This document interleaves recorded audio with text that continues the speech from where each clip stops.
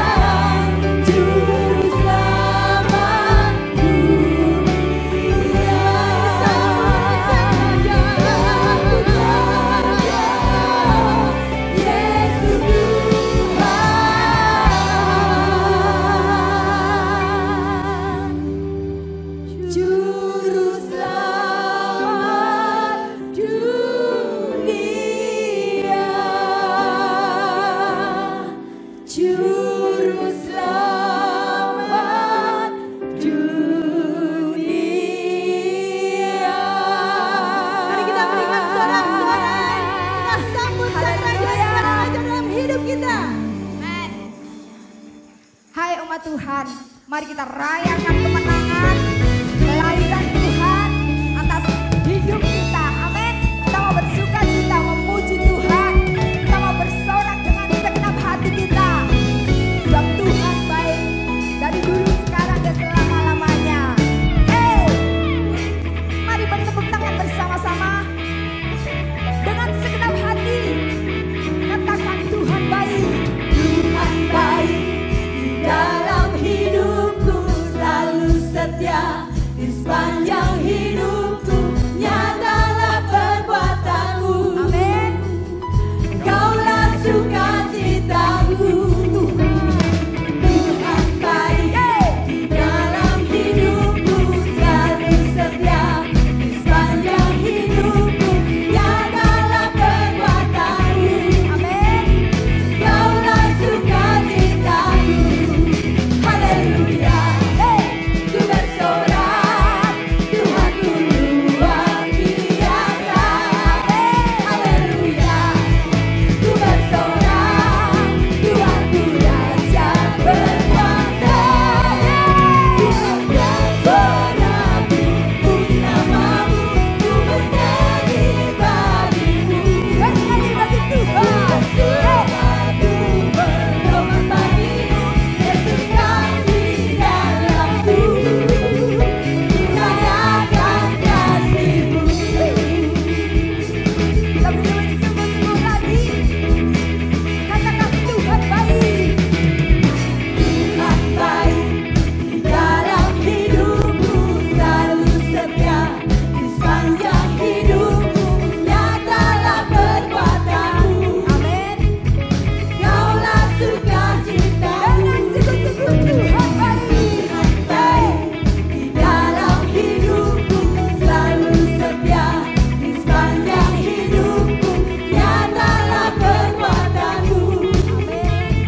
Kaulah sukacitaku. Haleluya. Ku bersorak, Tuhanku luar biasa. Haleluya. Ku bersorak, Tuhanku dahsyat berkuasa. Tuhan bersorak, mari lambaikan tangan kita. Ku bersuka, ku berdoa bagimu, Yesus yang di dalamku. Ku rayakan kasih-Mu. Dia Tuhan yang tetap sama, kuasanya dari dulu, sekarang, dan selama-lamanya. Dia menebus hidup kita. Amin. Mari dengan sukacita kita memuji Tuhan, kita mentinggikan namanya. Haleluya. Ku bersorak, Tuhanku luar biasa. Haleluya. Ku bersorak, Tuhanku dahsyat berkuasa. Berkuasa. Angkat suara. Ku angkat suaraku, puji namamu, ku bernyanyi bagimu. Ku bersuka, ku bersama bagimu, Yesus kau di dalamku. Ku rayakan kasih-Mu. Ku angkat suaraku, puji namamu, ku bernyanyi bagimu. Melompat bersama. Ku berdoa bagimu, Yesus kau di dalamku. Ku rayakan. Haleluya. Haleluya. Haleluya. Haleluya. Haleluya. Haleluya. Katakan haleluya. Haleluya. Haleluya. Beri sorak-sorakan Tuhan. Haleluya. Dari seluruh penjuru bumi hari ini terdengar pujian bagi Tuhan. Amin. Dari tempat ini juga terdengar semua pujian hanya bagi Tuhan. Mari kita bersorak-sorai, kita memuji Tuhan, kita berikan yang terbaik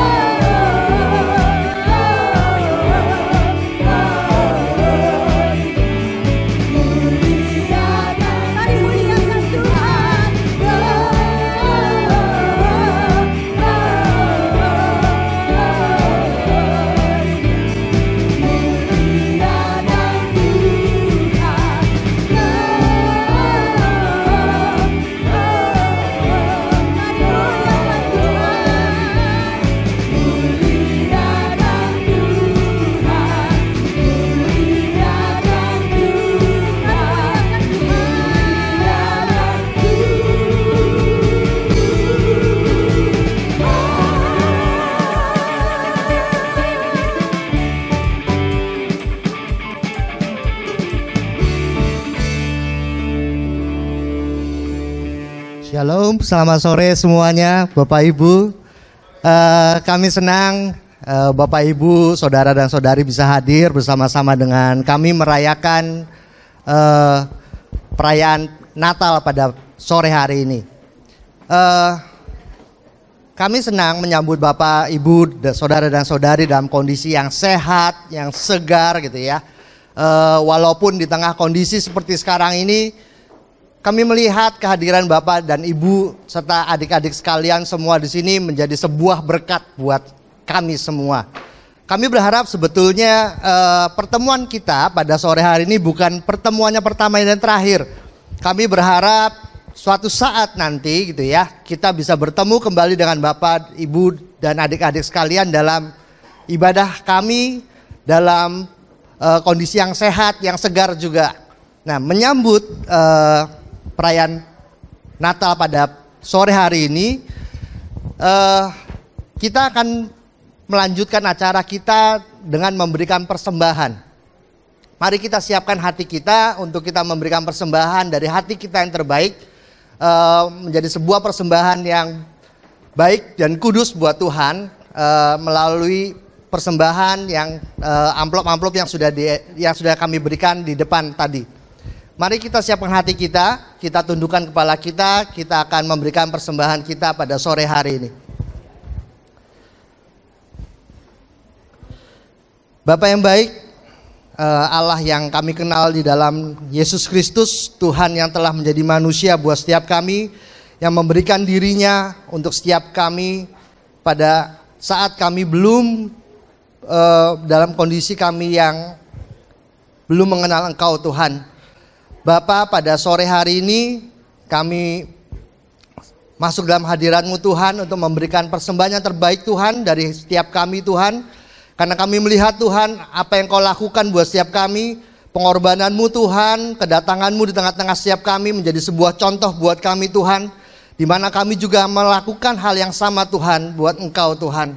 Persiapkan setiap kami Tuhan, berkati setiap tangan-tangan yang terulur Tuhan menyiapkan persembahan pada sore hari ini. Kami minta Tuhan Kau sucikan setiap persembahan yang kami berikan, dan kami minta Tuhan Kau sendiri yang menguduskan semua persembahan yang ada Tuhan. Terima kasih Bapa, terima kasih Yesus Tuhan. Kami mau serahkan semua dalam tangan-Mu. Kami mau terus bersuka cita Tuhan, karena Engkau Tuhan Allah yang menjadi Tuhan dan Allah buat setiap kami Bapa. Terima kasih Bapa, terima kasih Yesus Tuhan. Kami menyerahkan semuanya dalam tangan-Mu, di dalam nama Tuhan. Bersuka bersama dengan surga, di hadapan tatamu, seluruh jiwa menyatu, nyanyikan pujian bersama Rohmu. Ku masih memuji Dia yang percaya, janji-Mu ajaib terukir dalam kehidupanku. Ku berserah di dalam kekuatan-Mu, hanya Kau segalanya bagiku. Tuhan kehidupan yang luar biasa, kehidupan yang luar biasa adalah kehidupan yang mengenali rencana Tuhan. Apakah rencana Tuhan? Yaitu kita hidup untuk memuliakan Tuhan. Kehidupan yang luar biasa itu dimulai dari roh yang luar biasa. Bukan hanya tindakannya yang luar biasa, tetapi itu dimulai dari roh yang luar biasa. Saudara, inilah yang perlu kita miliki supaya kita memiliki kehidupan yang luar biasa pula. Puji Kau, Tuhan yang tak berkuasa, suara-Mu nyatakan di hidupku. Dalam Yesus pasti ada mujizat, anugerah-Mu terjadi bagiku. Ku puji Kau.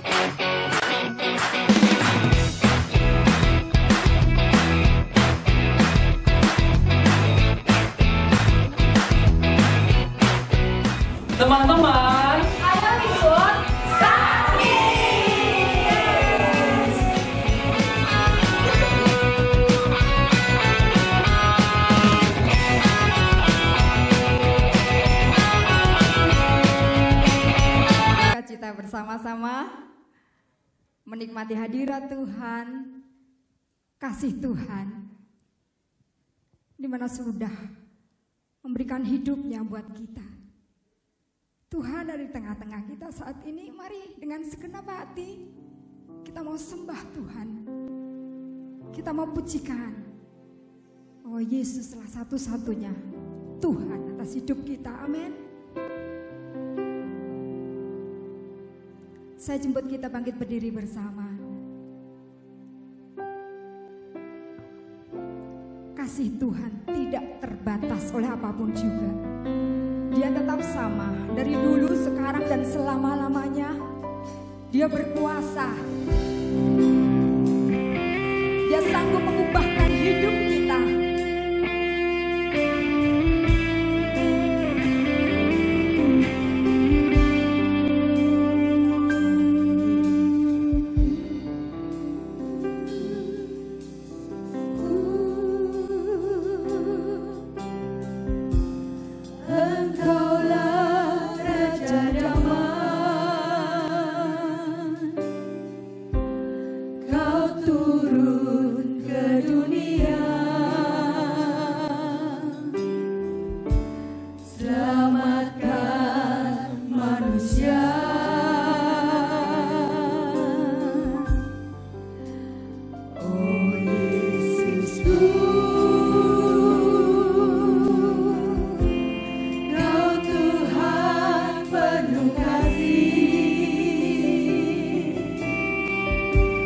Kau berikan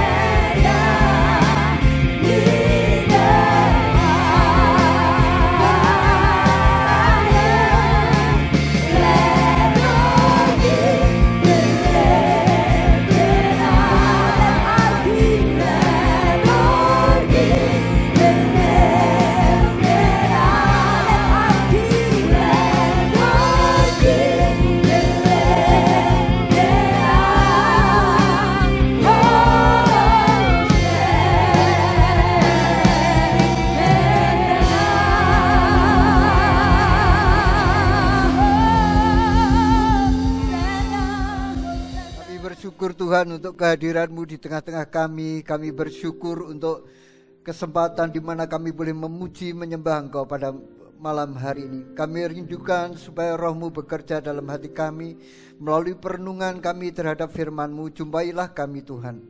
Kami dalam keadaan kami sekarang ini Tuhan, kami membuka hati kami untuk Engkau menghibur, menguatkan dan menuntun kami. Tidak ada satupun yang tersembunyi di hadapan-Mu dan Engkau mengetahui segala sesuatu di dalam hati kami. Dan kami percaya Engkau punya rencana yang indah kepada setiap kami.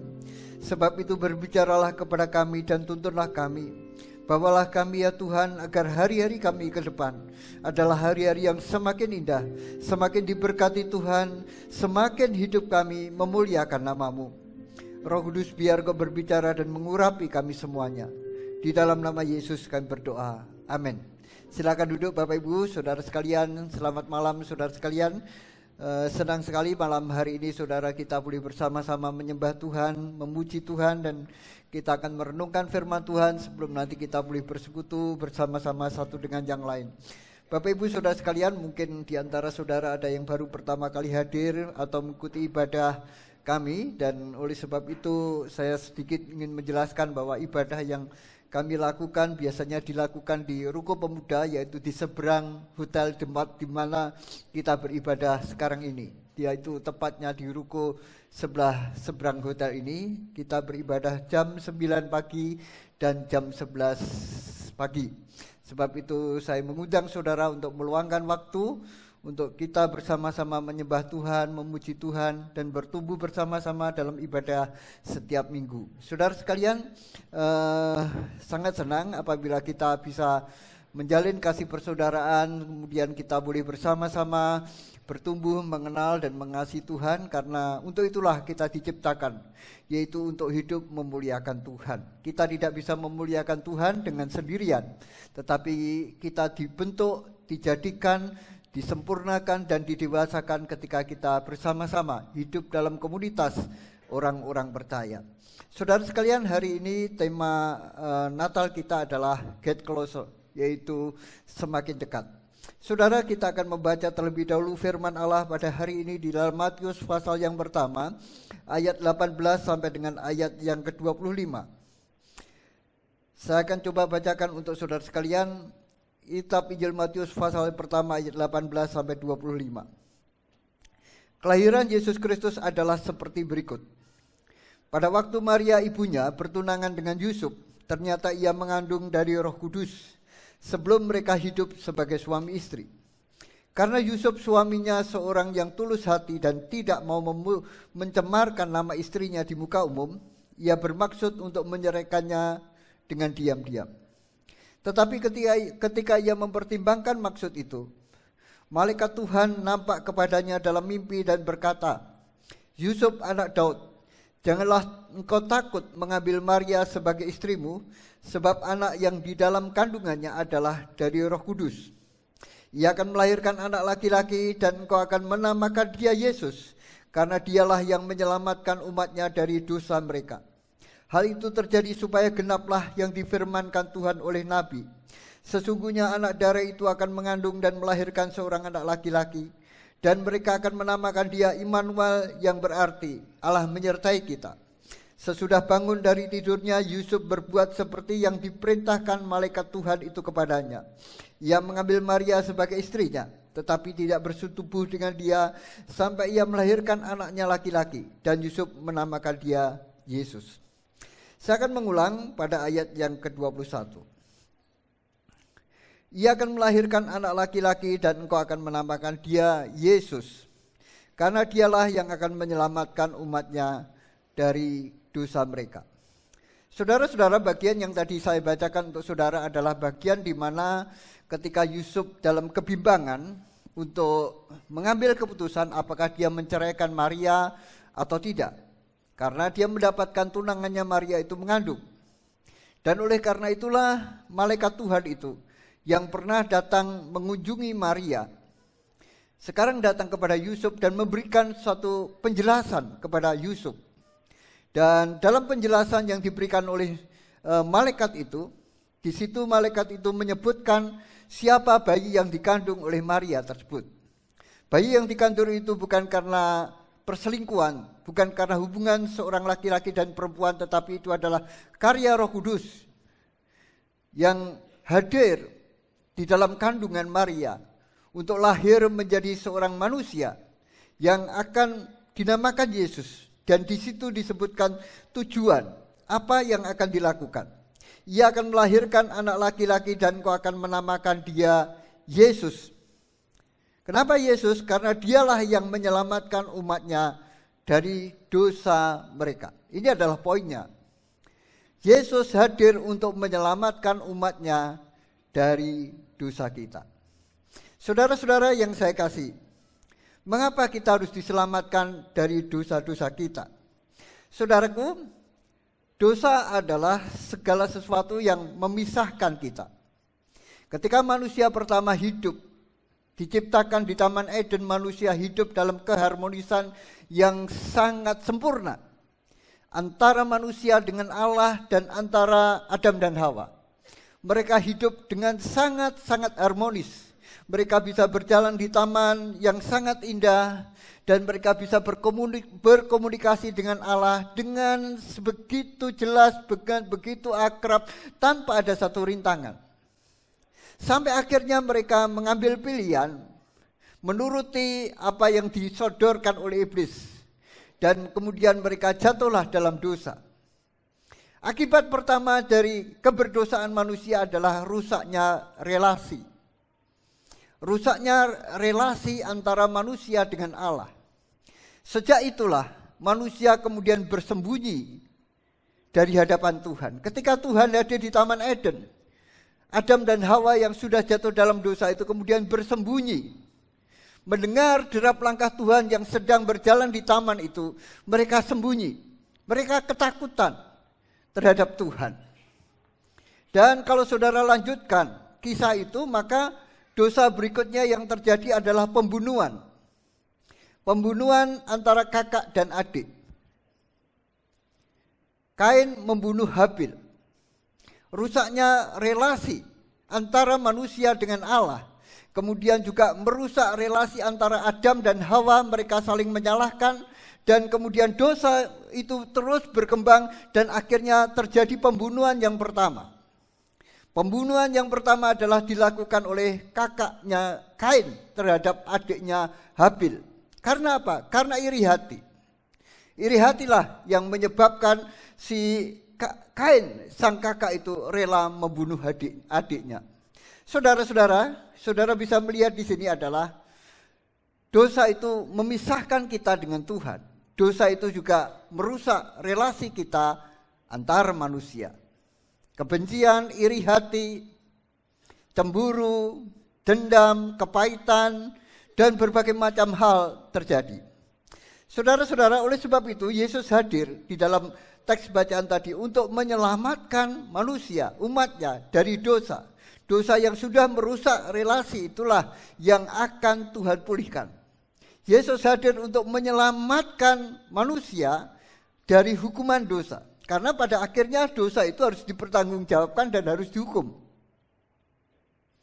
Yesus hadir untuk menanggung hukuman dosa saudara, hukuman dosa saya. Ketika dia disalibkan, dia mengambil kutuk hukuman yang seharusnya saudara dan saya sebagai manusia berdosa mengalaminya, digantikan oleh dia. Kenapa dia menggantikan? Karena dialah manusia yang sejati dan Allah yang sejati. Dia manusia yang tidak pernah berdosa. Dan dialah korban yang sempurna, yang sanggup menghapus dosa manusia. Tidak ada seorang pun manusia yang dilahirkan di atas muka bumi ini yang bisa menghapus dosa manusia, yang layak, yang memenuhi persyaratan untuk itu. Karena semua manusia yang dilahirkan adalah manusia yang sudah tercemar oleh dosa. Oleh sebab itu Yesus harus dikandung oleh Roh Kudus supaya tidak mengalami kecemaran dosa tersebut. Nah, Bapak Ibu Saudara sekalian, hukuman dosa kita ditanggung oleh Dia. Tetapi bukan hanya hukuman dosa, tetapi juga kuasa dosa. Hukuman dosa saudara, hukuman dosa saya itu ditanggung oleh Dia.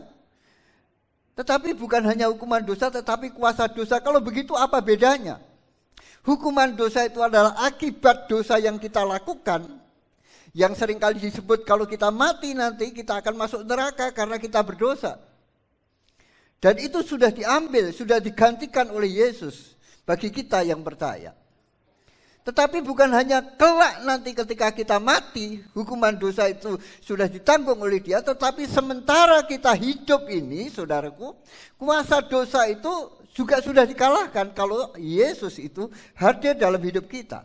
Apa itu kuasa dosa? Adalah kekuatan dosa yang mendorong saya, mendorong saudara untuk berbuat dosa. Contoh kata, kalau ada orang yang memfitnah saudara, kemudian Anda sakit hati, kemudian Anda ingin memfitnah ulang dengan fitnah yang mungkin lebih kejam, itu adalah dorongan dosa. Seringkali kita yang ngikuti, wah saya difitnah, saya juga akan memfitnah kamu. Tetapi kalau kuasa dosa itu ada dalam hidup kita itu dikalahkan, maka dorongan untuk kita memfitnah ulang itu kita bisa cegah. Saya nggak mau memfitnah. Firman Allah mengatakan saya harus mengampuni. Jadi saya nggak mau memfitnah dia, saya akan mengampuni dia. Artinya kalau Anda mengalami ini, Anda mengalami penebusan Kristus, yaitu saudara mengalami kuasa yang mengalahkan kuasa dosa yang mendorong saudara dan saya untuk memfitnah tadi. Itulah yang akan terjadi. Yesus hadir bukan hanya untuk menghapus hukuman dosa kita, tetapi Yesus hadir untuk memberikan kepada kita kuasa untuk mengalahkan kuasa dosa. Itu disebut Yesus. Dialah yang menyelamatkan umatnya dari dosa. Saudara-saudara yang saya kasihi, Dia bukan hanya menghapus hukuman dosa kita dan menyelamatkan kita dari kuasa dosa, tetapi Dia juga ingin memulihkan relasi yang sudah rusak akibat dosa tadi. Tadi sudah saya sebutkan akibat dosa itu manusia relasinya dengan Allah menjadi terputus. Oleh sebab itu kita tahu mengapa ada banyak orang sulit untuk datang kepada Tuhan. Dengan berbagai macam alasan mereka takut sebetulnya. Karena dosalah yang mencegah kita itu dekat sama Tuhan. Dosalah yang menyebabkan kita itu enggan dekat dengan Tuhan. Mungkin saudara sebagian, saya rindu dekat sama Tuhan tapi saya nggak bisa. Saya rindu akrab dengan teman-teman, tapi kok setiap kali saya mau akrab selalu konflik dengan orang lain dan saya nggak bisa mengatasi konflik itu. Sepertinya hidup saya ini penuh dengan troublemaker. Kalau kumpul dengan orang selalu ada rasa dengki, rasa benci, selalu di situ saya mengalami konflik terus menerus. Saudara-saudara sekalian, itulah yang sebetulnya Yesus ingin atasi dari hidup kita masing-masing. Yesus hadir untuk membuat kita bisa mengasihi Tuhan dan mengasihi satu dengan yang lain. Yesus hadir, saudara-saudaraku, supaya kita bisa berelasi erat dengan Tuhan dan bisa berelasi erat satu dengan yang lain. Namun sayang sekali bahwa hal itu tidak selalu terjadi dalam hidup kita. Bahkan ketika kita sudah menjadi Kristen sekalipun, relasi kita dengan Tuhan sepertinya selalu berjarak. Relasi kita dengan orang lain sepertinya ya normatif saja. Ya halo, apa kabar, haleluya, shalom. Tetapi tidak ada kehangatan, tidak ada kasih, tidak ada pengampunan, tidak ada penerimaan di dalam hidup kita. Normatif biasa. Gak ada sesuatu yang istimewa yang kita bisa rasakan, kehangatan kasih itu hilang dari hidup kita. Nah saudara-saudari yang saya kasih, malam hari ini kita akan merenungkan. Dari kisah Natal ini paling tidak kita menjumpai 3 perkara yang sering menghalangi relasi kita dengan Tuhan dan relasi kita dengan orang lain itu tidak sebagaimana semestinya. Tidak sebagaimana yang Yesus janjikan. Yaitu relasi yang hangat, relasi yang penuh pengampunan, penuh penerimaan, relasi yang saling membangun, relasi yang saling menguatkan itu, relasi yang hangat dengan Tuhan itu terjadi. Saudara-saudaraku, hambatan yang pertama yang perlu kita atasi adalah kesibukan. Kesibukan. Saudara-saudara, kalau kita melihat di dalam Lukas pasal yang kedua, ayat yang ke-7, di situ saudara akan lihat bahwa ketika itu Yusuf dan Maria setelah hamil tua itu sedang pergi ke Yerusalem, pergi ke Bethlehem untuk sensus. Dan dalam perjalanan itu mereka kehabisan tempat penginapan. Padahal pada waktu itu si Maria ini sudah mau melahirkan bayi Yesus. Sang Yusuf ini berusaha untuk menemukan penginapan. Tempat di mana mereka bisa istirahat, tempat di mana mereka bisa melahirkan putra mereka yang pertama itu. Tapi ternyata tempat itu penuh semuanya. Dari satu penginapan ke penginapan tidak ada satu tempat buat mereka. Dalam Lukas pasal yang ke-7 itu dikatakan demikian, saudaraku. Lukas 2 ayat yang ke-7, dan ia melahirkan seorang anak laki-laki, anaknya yang sulung. Lalu dibungkusnya dengan lampen dan dibaringkannya di dalam palungan. Karena tidak ada tempat bagi mereka di rumah penginapan. Terpaksa bayi Yesus itu dilahirkan di sebuah palungan. Ditempatkan di palungan di sebuah kandang. Karena tidak ada tempat buat mereka. Semua orang sibuk. Tidak mau memberi tempat bagi mereka untuk Yesus dilahirkan. Kesibukanlah saudaraku yang menyebabkan penduduk desa Bethlehem pada waktu itu tidak mengizinkan Maria dan Yusuf singgah menjadi tempat di mana Yesus dilahirkan. Saudara-saudaraku yang saya kasih, kesibukan yang sama yang seringkali membuat Yesus itu tidak bisa berkarya dalam hidup kita. Kita sibuk dengan diri kita sendiri, dengan hobi kita, kesenangan kita, dengan pekerjaan kita, dengan berbagai macam acara yang kita buat. Sehingga kita sepertinya tidak ada waktu untuk Tuhan. Dan tidak ada waktu untuk orang lain, bahkan untuk keluarga. Kita tidak ada waktu. Kita terlalu sibuk dengan keinginan kita, dengan kemauan kita.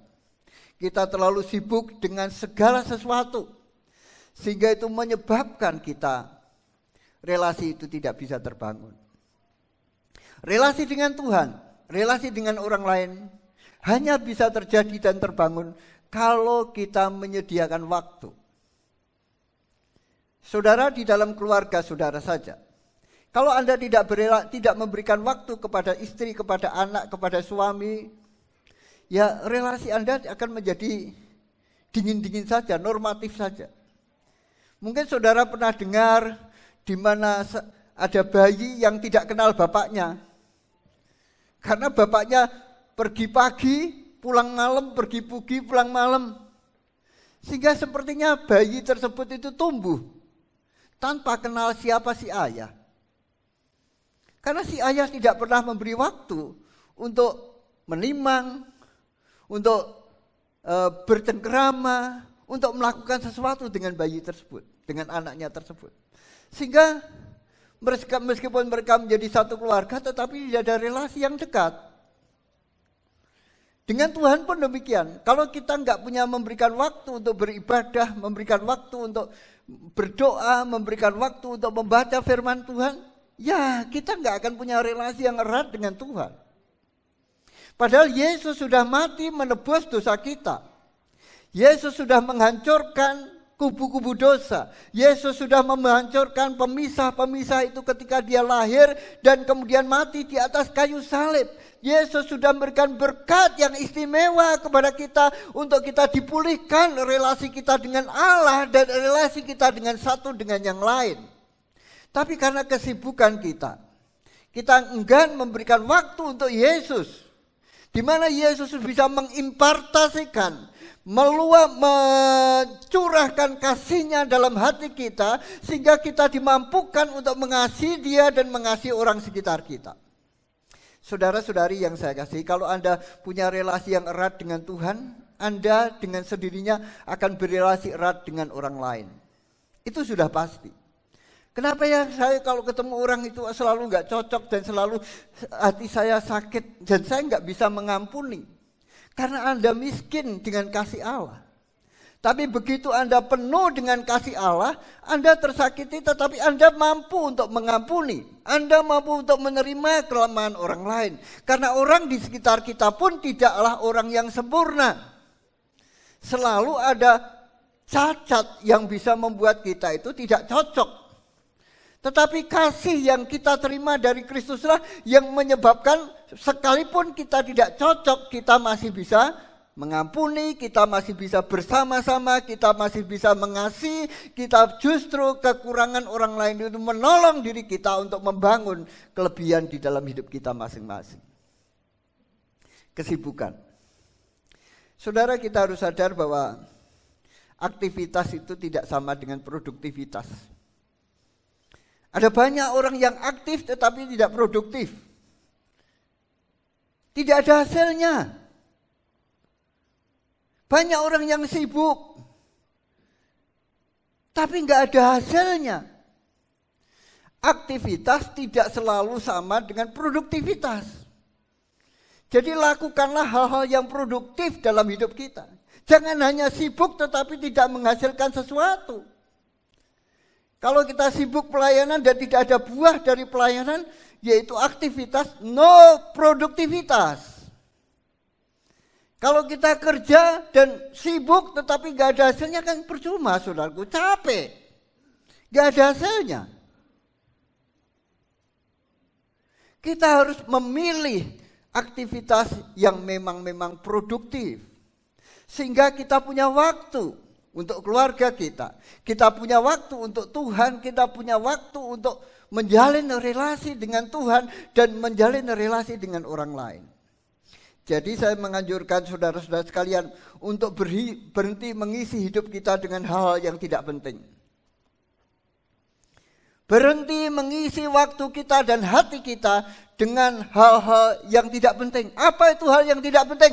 Hal-hal yang tidak produktif.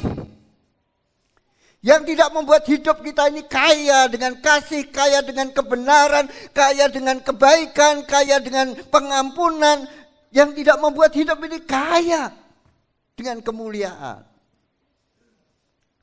Berhenti mengisi hati kita dan waktu kita dengan hal yang tidak produktif. Sekalipun itu menyenangkan. Dan itu memang godaan. Membuat kita sibuk sehingga kita tidak punya waktu untuk berdoa. Membuat kita sibuk sehingga kita tidak punya waktu untuk beribadah. Membuat kita sibuk sehingga kita tidak punya waktu untuk merenungkan firman Allah. Supaya Anda kehilangan hikmat Allah, Anda dan saya kehilangan tuntunan Allah. Dan akhirnya kita jatuh di dalam kesalahan. Karena kita kehilangan tuntunan itu. Kesibukan. Orang-orang penduduk Bethlehem terlalu sibuk. Tidak punya tempat untuk Yesus. Sehingga mereka kehilangan. Bayangkan, kalau mereka menyediakan rumah di mana Yesus dia dilahirkan, wah rumahnya sekarang laku mahal, saudaraku. Iya, itu objek-objek wisata yang pergi ke Israel itu, oh ini rumahnya si A, rumahnya siapa dulu memberi tempat bagi Yesus, wah terkenang namanya masyhur, dikenang sampai sekarang. Ya sekarang dikenang ya kandang, saudaraku. Tempat bayi Yesus dilahirkan dijadikan gereja. Konon ceritanya kalau itu memang betul tempatnya. Dijadikan sebuah gereja. Tapi bayangkan kalau seandainya ada seseorang yang memberikan tempat untuk Yesus lahir saja. Namanya mungkin dikenang orang sampai sekarang. Tapi sayang dari sekian ratus orang atau sekian ribu penduduk Bethlehem tidak ada satupun yang memberi tempat bagi Yesus. Terlalu sibuk mereka. Saudara-saudara, yang kedua, hambatan yang kedua adalah ketidaktaatan. Saudara, orang yang pertama yang kehilangan berkat Natal adalah penduduk Yerusalem. Orang yang kedua, penduduk Bethlehem maksud saya. Kelompok yang kedua yang kehilangan berkat Natal adalah para imam dan ahli Taurat. Kalau Anda membaca kisah itu di dalam Matius pasal yang kedua, Matius pasal 2 ayat 4 dan 5. Maka di situ ada sekelompok kelompok orang yang disebut ahli Taurat dan para imam yang pada waktu itu ditanya oleh Herodes, berhubung orang-orang Majus yang datang dan bertanya di mana raja yang baru itu dilahirkan. Nah, itu berkata begini, maka dikumpulkanlah semua imam, kepala dan ahli Taurat bangsa Yahudi. Lalu dimintanya keterangan dari mereka di mana Mesias akan dilahirkan. Mereka berkata kepadanya, di Bethlehem di tanah Yudea, karena demikianlah ada tertulis dari kitab Nabi. Dan engkau Bethlehem tanah Yehuda, engkau sekali-kali bukanlah yang terkecil di antara mereka yang memerintah Yehuda, karena daripadamulah akan bangkit seorang pemimpin yang mengembalakan umatku Israel. Jadi atas pertanyaan orang Majus, Herodes bertanya kepada ahli Taurat dan para imam. Mereka adalah orang-orang yang belajar kitab suci, mengerti kitab suci, tahu nubuatan-nubuatan di mana Mesias itu akan dilahirkan.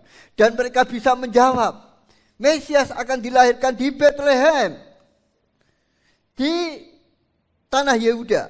Sekalipun dia terkecil, tapi akan lahir pemimpin yang mengembalakan umatku Israel.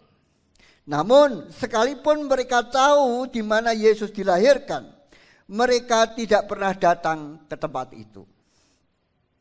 Jarak Yerusalem ke Bethlehem adalah kurang lebih 6 mil, 9 km. Mungkin dari tempat ini sampai kira-kira bandara, kurang lebih semacam itu. Jaraknya hanya 9 km. Mereka tahu Mesias dilahirkan di Bethlehem, tapi mereka tidak pergi ke sana. Mereka ketika ditanya, mereka tahu menjawab dari kitab suci, tetapi tidak mempraktekkan apa yang dia tahu tentang nasihat tersebut. Mereka tahu bahwa Yesus atau Mesias itu akan menjadi pemimpin dan gembala yang benar, yang adil, namun mereka tidak memberikan hidupnya kepada sang gembala itu. Jadi singkat kata, kata yang paling tepat adalah tidak taat. Tahu tempatnya, tapi tidak mau pergi. Tahu perintahnya, tetapi tidak mau melakukan. Tahu nasihatnya, tetapi tidak mau mempraktekkan. Tahu manfaatnya, tetapi tidak mau memberikan. Sehingga mereka kehilangan berkat Natal. Mereka tidak pernah dekat dengan Yesus. Para ahli Taurat dan para imam ini sangat disayangkan sekali. Tahu tapi tidak melakukan. Gak ada faedahnya. Karena Alkitab ditulis bukan hanya untuk tahu, tetapi juga untuk berubah hidup kita. Dan perubahan terjadi ketika kita mengizinkan Roh Kudus mendorong kita untuk mentaati. Kalau saudara ditanya oleh seseorang, apakah kita perlu berdoa? Saudara menjawab, oh kita perlu berdoa, doa itu berkuasa. Mujizat bisa terjadi kalau kita berdoa. Tapi giliran kita punya masalah, kita sendiri gak mau doa. Kita disuruh doa, ya gak doa. Itu artinya apa? Itu artinya tahu tetapi tidak taat. Artinya sama dengan tidak mendapatkan manfaat, saudara. Apakah kita perlu mengampuni? Oh perlu, kalau kamu nanti gak mengampuni, kamu simpan kepahitan. Kepahitan itu bisa membuat kamu sakit. Sakit kanker, sakit fisik itu bisa terjadi. Kalau kamu menyimpan kepahitan itu, waduh, susah hidupmu. Giliran dia disakiti, pahit hatinya. Gak mau mengampuni. Lah ini sama saja ahli Taurat ini, saudara. Tahu nasihatnya tetapi tidak mau mempraktekannya. Apakah kita perlu bersekutu supaya kita dikuatkan? Oh api, kalau ketemu api itu akan membara semakin besar. Kalau orang percaya ketemu orang percaya saling mengasihi, oh itu akan membara apinya semakin besar. Tapi untuk bersekutu, males, gak mau, nanti dia itu orangnya menjengkelkan. Lah sama saja. Gak get closer kalau gitu. Kita tahu manfaatnya beribadah, kita tahu manfaat bersekutu, kita tahu manfaatnya berfirman Tuhan, tetapi Kita nggak mau. Ya nggak ada manfaatnya saudara. Berkat Natal akan terlewat dari hidup kita kalau kita hanya sekedar tahu. Berkat Natal akan kita alami kalau kita mempraktekkan apa yang kita tahu. Berkat Natal akan lewat dari hidup saya, hidup saudara, kalau kita hanya sekedar tahu Yesus mati menebus dosa saya. Tetapi kalau kita ingin mengalami berkat Natal yang sejati, kita harus mempraktekkan kebenaran itu dalam hidup kita masing-masing. Berbeda dengan orang-orang Majus, saudaraku. Orang-orang Majus itu dengan sengaja mencari tempat di mana raja itu baru mau dilahirkan. Mereka jalan dengan jauh, jarak kurang lebih 1000 mil. Tadi 9 mil mereka nggak mau pergi. Orang Majus 1000 mil pergi. Perjalanannya kurang lebih 2 tahun kalau Anda membaca. Jalan kaki atau via onta 2 tahun untuk cari Yesus yang dilahirkan itu. Dan dia bayar harga. Dia cari. Dia tanya Herodes, dia tanya ke sana ke sini sampai dia ketemu Yesus itu di sebuah rumah sederhana. Dan mereka datang menyembah Yesus. Mereka datang memberikan persembahan mereka kepada Yesus. Dan mereka datang hidupnya dirubah. Kontra sekali. Ahli Taurat ini belajar agama, tahu kitab suci, tapi nggak mau mempraktekkan, ya kehilangan berkat. Orang Majus ini bukan orang Yahudi, orang non-Yahudi seperti saudara dan saya, tetapi dia tahu berdasarkan bintang itu bahwa ada raja yang baru yang dilahirkan, dan dia tinggalkan segala sesuatunya, dia tinggalkan kesibukannya, dan dia cari di mana raja itu dilahirkan dengan jalan kaki atau naik unta atau naik apa saja, dan makan waktu yang cukup lama sampai dia ketemu Yesus sang raja itu. Dan mereka datang menyembah. Bukan nonton, mana sih bayinya? Oh, sebentar selfie dulu ya. Enggak. Mana bayinya? Oh, ini tuh. Oh, waduh hidungnya mancung ya. Waduh, bibirnya kok seperti ini. Ini mirip siapa ya? Bukan. Dia datang kemudian menyembah dia. Setelah menyembah, mereka memberikan persembahan mereka kepada bayi Yesus itu, dan kemudian hidupnya pun dirubah. Manfaat.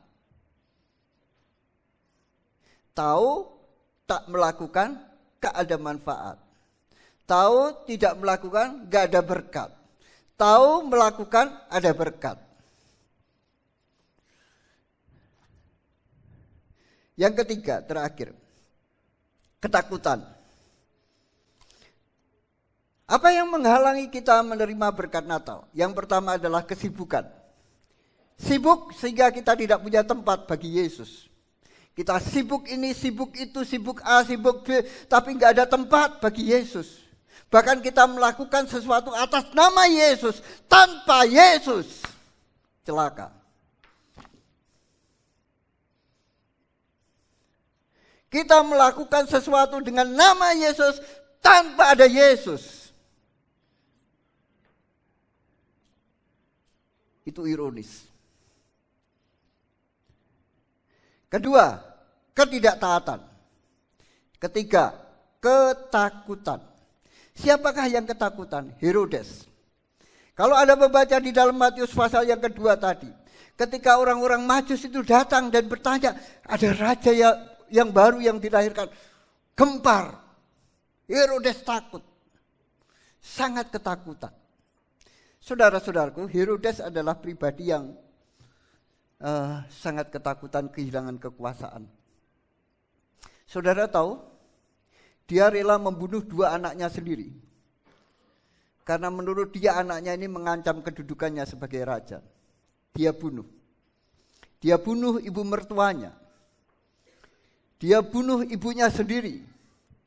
Karena orang-orang itu dianggap akan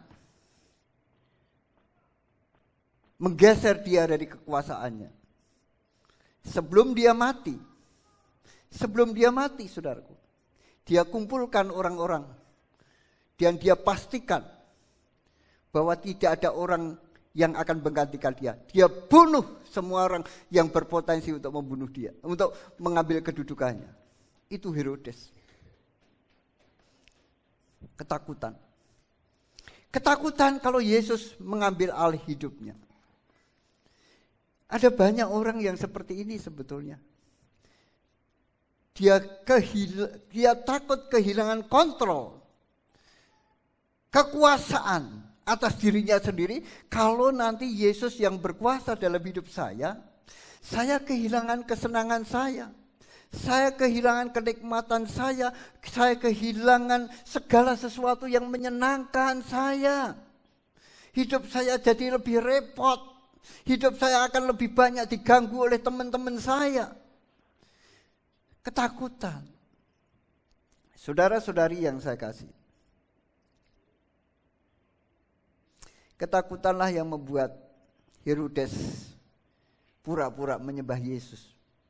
Dan ketika dia tahu bahwa orang Majusi itu tidak memberitahu dia, ayat 16 dari Matius pasal yang kedua, dia perintahkan supaya bayi yang umurnya di bawah 2 tahun dibunuh. Seluruh Bethlehem, bayi yang umurnya di bawah 2 tahun dibunuh. Kenapa 2 tahun? Karena dia menghitung kapan orang Majusi itu pergi. Melihat bintang raja itu baru lahir. Dia bunuh semua. Saudara-saudara,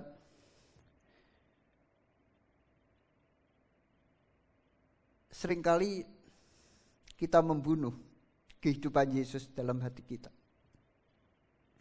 Yesus bicara dalam hati saya, hati saudara. Ayo mengampuni, ayo merendahkan diri, ayo berdoa. Tapi kita bunuh, tidak mau. Saya enggak mau mengampuni. Dia sudah terlalu merugikan banyak sama saya. Tuhan katakan kepada saudara dan saya, ayo melayani, enggak mau. Nanti waktuku terbuang untuk sesuatu yang bagi saya tidak menguntungkan. Keliru. Kita bunuh. Kita pikir, saudara-saudaraku, bahwa dengan mengatur diri kita sendiri, hidup kita akan lebih baik. Salah. Kalau saudara dan saya berpikir bahwa dengan mengatur hidup saya sendiri, hidup saya pasti lebih baik, saya pastikan salah. Hidup saudara dan hidup saya akan lebih baik kalau Anda mengizinkan Yesus mengatur hidup saudara. Saya ulang. Hidup saudara dan hidup saya akan lebih baik kalau kita mengizinkan Yesus mengatur hidup kita masing-masing. Kenapa demikian? Karena dialah Allah yang menciptakan alam semesta ini, yang mengatur segala alam semesta ini, yang mengatur jalannya sejarah. Dia Allah yang sama yang mau mengatur hidup saudara dan saya. Dan dia adalah pribadi yang mengasihi kita. Dia pribadi bahkan lebih mengasihi kita lebih daripada kita mengasihi diri kita sendiri. Dia adalah pribadi yang paling berhikmat, paling bijaksana. Dia bukannya tahu 5 tahun ke depan, tetapi dia tahu apa yang akan terjadi sepanjang umur hidup kita. Dia tahu apa yang akan menjerumuskan kita dan apa yang akan memberkati kita. Sebab itu kalau kita menyerahkan hidup kita di bawah pimpinan Tuhan, hidup kita memang tidak bebas dari masalah, tetapi hidup kita selalu akan mengatasi masalah. Kalau kita menyerahkan hidup kita ke dalam tangan Tuhan, memang hidup kita tidak bebas dari masalah, tetapi hidup kita akan selalu bisa mengatasi masalah. Dan kita akan selalu muncul sebagai pribadi yang lebih baik. Suami yang lebih baik, orang tua yang lebih baik, karyawan yang lebih baik, majikan yang lebih baik, warga gereja yang lebih baik, warga masyarakat yang lebih baik.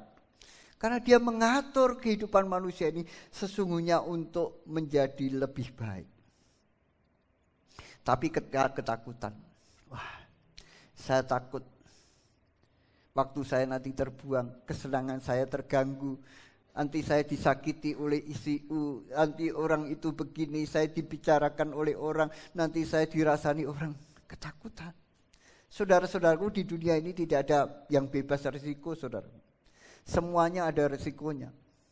Tetapi kalau kita menyerahkan hidup kita ke dalam tangan Tuhan, resiko akan menjadi sarana di mana Allah menunjukkan perlindungan, Allah di mana menunjukkan berkat-berkat-Nya atas hidup kita. Coba Anda bayangkan Maria tadi. Maria itu untuk mengatakan ya terhadap tawaran atau perintah Allah untuk mengandung, itu penuh risiko. Dia bisa dicerai oleh Yusuf dan dia bisa dilempari batu, dianggap sebagai orang berzina. Tapi dia ambil risiko itu, saudaraku. Dan Allah membela. Buktinya ketika Yusuf merencanakan untuk menceraikan dia, Tuhan mengutus malaikat itu datang dan bercerita, mengklarifikasi kepada Yusuf.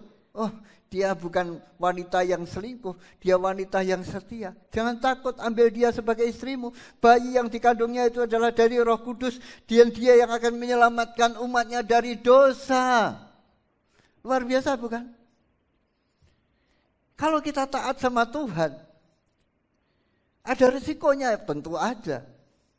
Tetapi ketaatan kita kepada Tuhan, risiko itu akan menjadi sarana di mana Tuhan itu menunjukkan perlindungannya buat saudara. Di mana Tuhan menunjukkan pembelaannya bagi saudara, di mana Tuhan membuat apa yang saudara anggap sebagai risiko sarana untuk Anda bertumbuh lebih lagi hidup yang mulia. Bapak Ibu Saudara-saudara sekalian, biarlah Natal hari ini akan mendatangkan berkat yang besar dalam hidup kita. Berkat di mana Yesus sudah lakukan itu 2000 tahun yang lalu di atas kayu salib, mengampuni dosa-dosa kita. Hukuman dosa kita kelak sudah ditanggungnya Dia. Tetapi kuasa dosa yang sedang bekerja dalam hidup kita, yang menyebabkan kita tidak mau dekat dengan Tuhan, tidak mau dekat dengan orang lain, itu juga sudah dipatahkan kuasanya. Jadi kalau Anda hari ini tahu bahwa ada berkat yang istimewa bagi kita sebagai anak-anak Tuhan, sebagai orang percaya, jangan sampai berkat itu lalu dari hidup saudara. Alkitab tadi menyebutkan dalam kisah Natal ini 3 kategori yang menjadi penghalang. Pertama, kesibukan. Kedua, ketidaktaatan. Ketiga adalah ketakutan. Kalau Anda merasa takut, kalau Anda merasa terlalu sibuk, kalau Anda merasa selalu tidak mau taat, hari ini adalah saatnya untuk kita berubah. Saatnya untuk kita meminta supaya Roh Tuhan bekerja dalam hidup saudara. Supaya berkat kehadiran Yesus itu sungguh paripurna dalam hidup kita. Sungguh sempurna.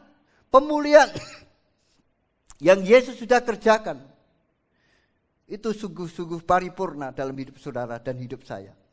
Kita bisa berelasi dekat dengan Tuhan. Kita bisa berelasi dengan orang lain. Selalu ada konflik, tetapi kita bisa mengampuni. Selalu ada masalah, tetapi kita bisa memaafkan. Kita bisa menerima kekurangan orang lain. Dan dengan demikian karakter kita pun akan menjadi lebih baik. Kita menjadi pribadi lebih lemah lembut, lebih sabar. Lebih bisa mengerti kelemahan orang lain. Bukankah itu lebih baik dibandingkan orang yang selalu ingin menang sendiri? Selalu ingin menang sendiri. Semua orang salah dah kalau dia sudah ngomong.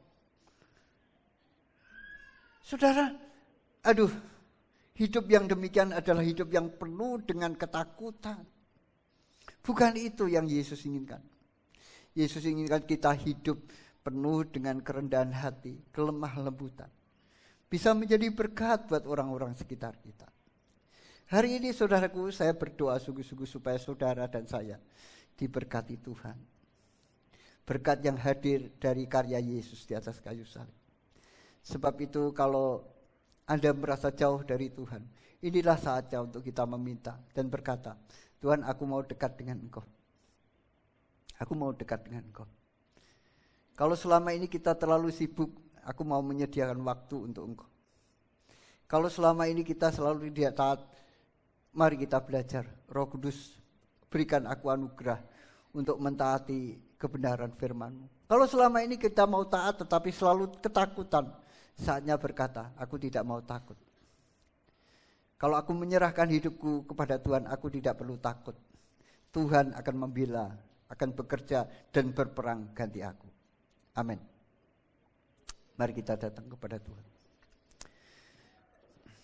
Bapak Ibu Saudara-saudari sekalian, Hari ini kita akan berdoa bersama-sama. Kalau hari ini kita mau mengambil keputusan untuk semakin lekat dengan Tuhan, semakin dekat dengan Tuhan. Kalau hari-hari yang lalu di mana kita menjauh dari Tuhan atau bahkan kita menolak Tuhan, saya mengundang saudara hari ini untuk datang kepada Tuhan.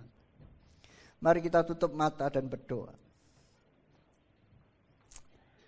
Roh Kudus, biar Kau melihat isi hati kami malam hari ini. Dan kami memohon supaya Roh-Mu berbicara kepada masing-masing kami. Urian terhadap firman-Mu sudah disampaikan. Dan saatnya untuk Engkau berkarya dalam setiap hati kami. Kami berdoa supaya Engkau menganugerahkan kepada kami hati yang lemah lembut. Hati yang mau taat, dengar-dengaran kepada suara firman-Mu. Aku percaya Tuhan Kau sedang berbicara kepada sebagian dari anak-anak-Mu di tempat ini. Oleh sebab itu malam hari ini Tuhan, sebelum kami melanjutkan acara kami sungguh berdoa. Kalau ada di antara saudara yang selama ini menjauh dari Tuhan, dan saudara merasa bahwa inilah saatnya untuk Anda mengambil keputusan, saya mau dekat dengan Tuhan. Saya mengajak saudara untuk mengangkat tangan tempat di mana Anda duduk. Dan mari kita berdoa bersama-sama. Kalau ada di antara saudara yang selama ini merasa kehilangan kehangatan kasih Tuhan, baik dalam ibadah, baik dalam hal apapun, sebagaimana semuanya serba dingin dan menjemukan, hari ini saya mengundang saudara kembali kepada Tuhan dan berkata, Tuhan, aku mau mengalami kehangatan kasih-Mu, baik dalam perenunganku pribadi, baik dalam relasiku dengan orang lain. Aku ingin mengalami kehangatan kasih-Mu. Angkat tangan saudara dan kami akan berdoa buat saudara.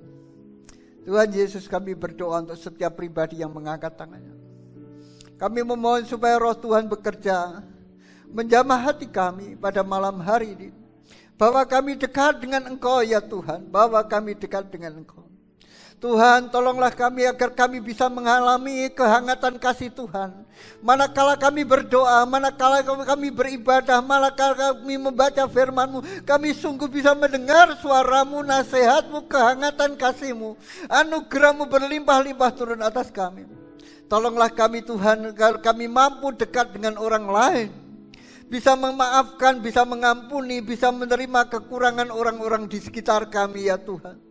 Sehingga relasi kami begitu hangat satu dengan yang lain. Kami bisa menjadi berkat dan diberkati melalui relasi kami satu dengan yang lain. Tuhan Yesus, jamah hati kami malam hari ini. Curahkan kasih-Mu atas hidup kami malam hari ini. Curahkan berkat-Mu atas setiap pribadi dalam ruangan ini malam hari ini ya Tuhan. Roh Kudus, jamah kami dengan kehangatan kasih-Mu sendiri. Lembutkan hati kami Tuhan. Saudara, ketika kita mengeraskan hati kita kehilangan sesuatu yang indah yang Tuhan sediakan. Setiap saat saya mengeraskan hati saya dan tidak taat, setiap saat itu pula saya kehilangan sesuatu dari Tuhan. Sebab itu tidak ada cara lain untuk hidup diberkati Tuhan selain selalu mentaati apapun yang Dia kehendaki. Jangan takut untuk taat kepada Tuhan, jangan takut ambil risiko. Karena apa yang Anda takutkan itu Tuhan sudah selesaikan buat Anda. Terima kasih Tuhan, berkati setiap hamba-Mu, berkati setiap anak-anak-Mu yang hadir dalam ruangan ini. Bekerja lebih lanjut atas hidup kami, agar tahun ke depan ini, hari-hari ke depan, kami sungguh semakin erat dengan Tuhan dan semakin erat dengan saudara-saudari kami satu dengan yang lain. Dalam nama Yesus kami berdoa. The world rejoices, for yonder breaks a new and glorious morn. On your knees, oh, hear the angels' voices on earth divine.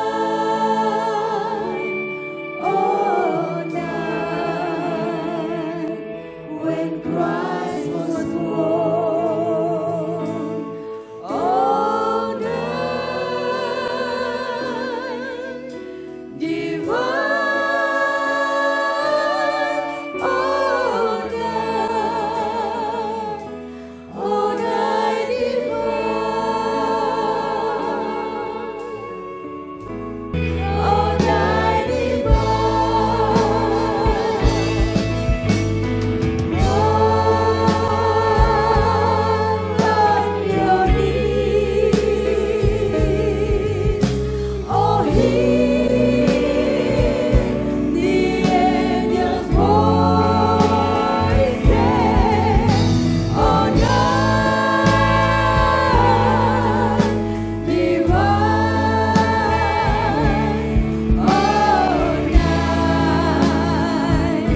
when Christ was born. All night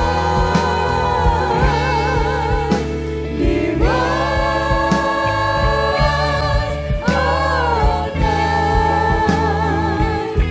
all night divine,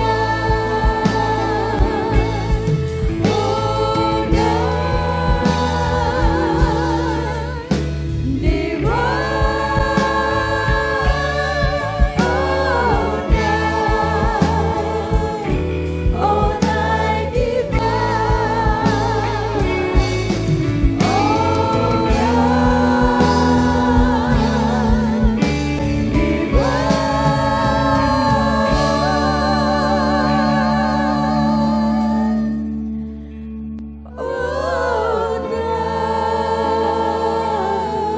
night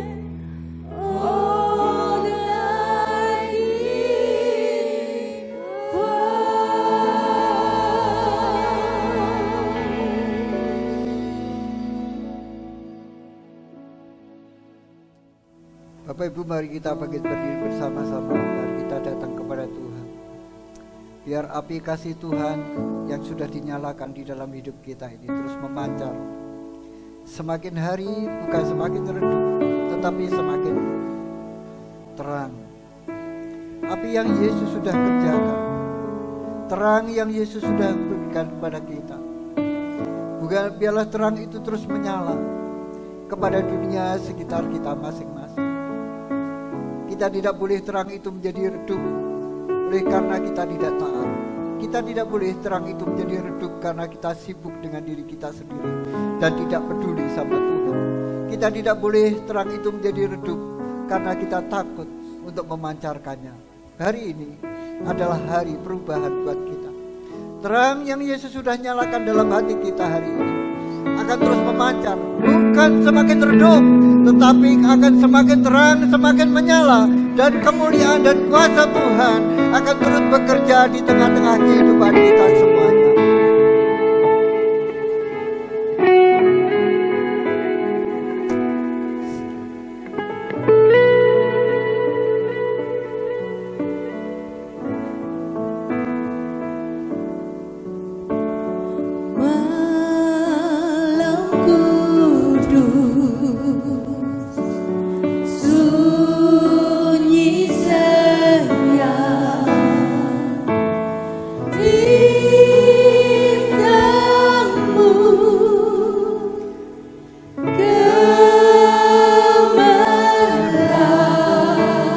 Pujikan dengan segenap hati kita, dengan keyakinan bahwa terang yang Tuhan sudah nyalakan dalam hidup kita ini akan terus bersinar, akan terus bersinar lebih terang dan lebih terang lagi.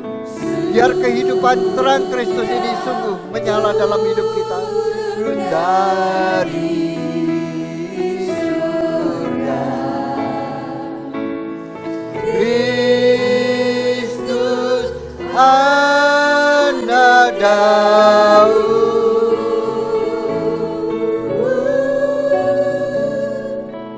Kristus Anak Daud,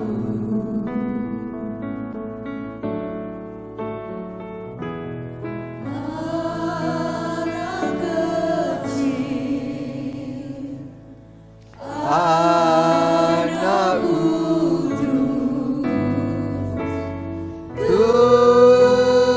Tuhanku,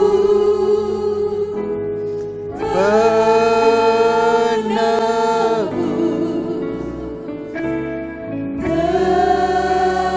tentang surga bernyanyi merdu, bawa kedatanganmu, Kristus anak Daud,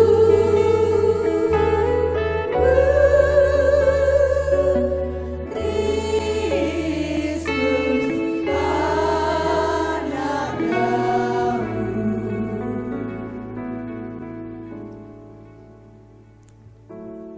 Kami bersyukur Tuhan karena Engkau sudah hadir dalam hidup kami.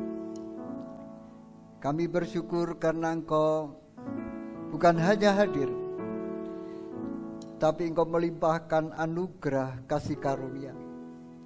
Sehingga apapun yang akan kami hadapi, kami tidak menghadapinya dengan sendirian.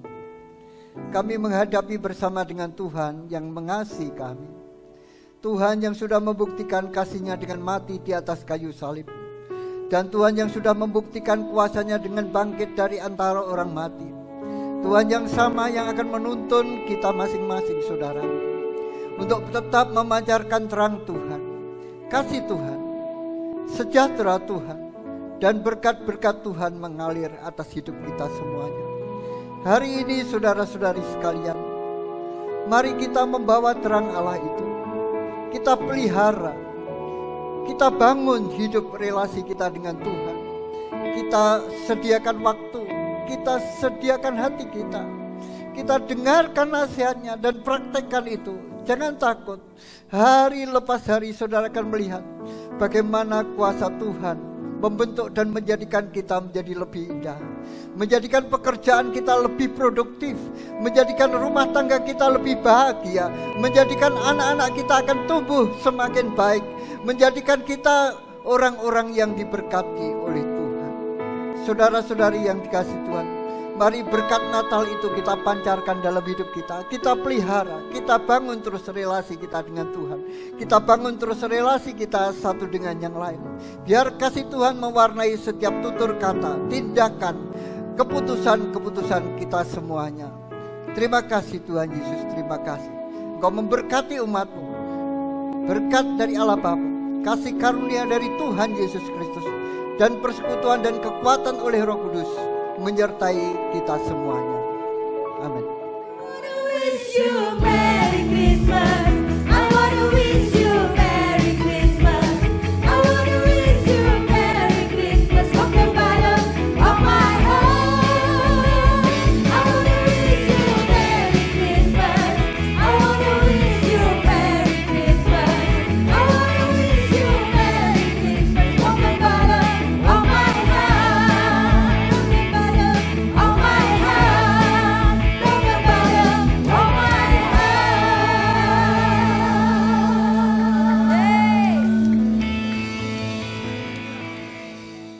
Feliz Navidad.